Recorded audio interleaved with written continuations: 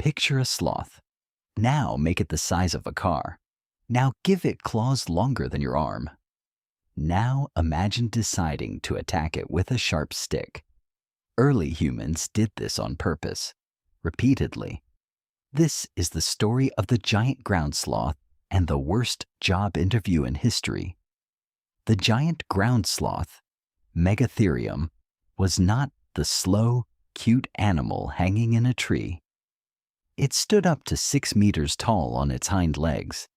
It weighed about 4 tons. That is roughly the weight of a modern pickup truck, except the truck has claws and does not want to be eaten. And early humans looked at this thing and thought, food. Let's be honest about the matchup. On one side, an animal 4 meters tall, 4 tons heavy, armored with thick hide, swinging arm-length claws. On the other side, a primate about the weight of a large dog, holding a stick with a rock tied to the end. If you describe this fight to anyone, they would tell you the human loses. And one-on-one, the human absolutely does.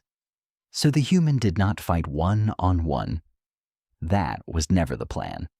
The plan was the only thing humans have ever been good at, turning a group of weak individuals into one dangerous system. Here is how you actually kill something the size of a car. You do not walk up to the front of it. The front is where the claws are. You work as a group. You keep your distance, and you wait. You throw from range. You make it move. You make it move again. You exhaust it. A 4-ton animal carries a lot of weight, and weight is expensive to move. Every time it lunges and misses, it pays a tax in energy that it cannot afford. The humans are not stronger. They are just patient, coordinated, and unwilling to be where the claws are. And then there is the spear itself. That stick with a rock on the end is not a stick with a rock on the end. It is the product of a manufacturing process. Someone found the right stone. Someone shaped it with dozens of precise strikes. Someone selected straight wood, hardened the point in fire, and bound the two together with sinew and resin. The weapon that kills the giant sloth is the result of more planning than the sloth's brain is capable of in its entire life. The sloth is bigger. The human is better equipped. That gap is the whole story of our species. But why bother?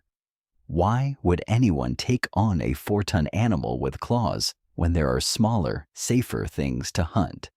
Because the math, as brutal as it is, works out. One giant ground sloth is an enormous amount of meat, fat, hide, and bone. A successful hunt could feed a group for weeks. Smaller animals are safer, but you have to catch a lot of them, constantly, forever.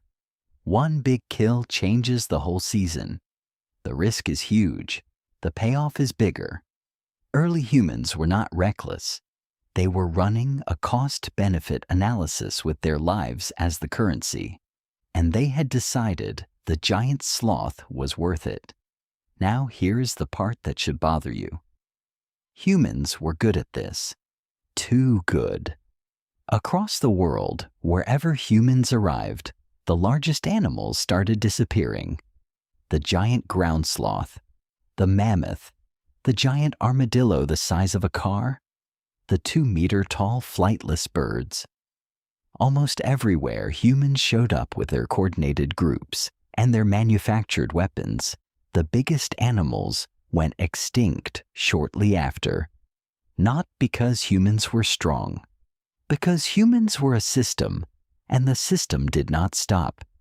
The giant sloth survived everything the planet threw at it for millions of years. Ice ages, predators, climate swings.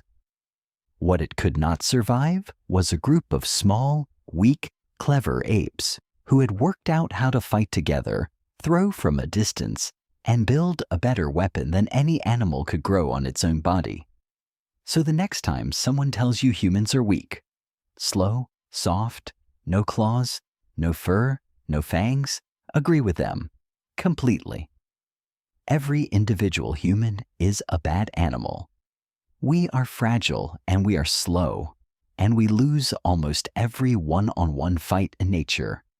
And then remind them that this weak, soft, clawless animal hunted a 4-ton monster to extinction with sharpened sticks.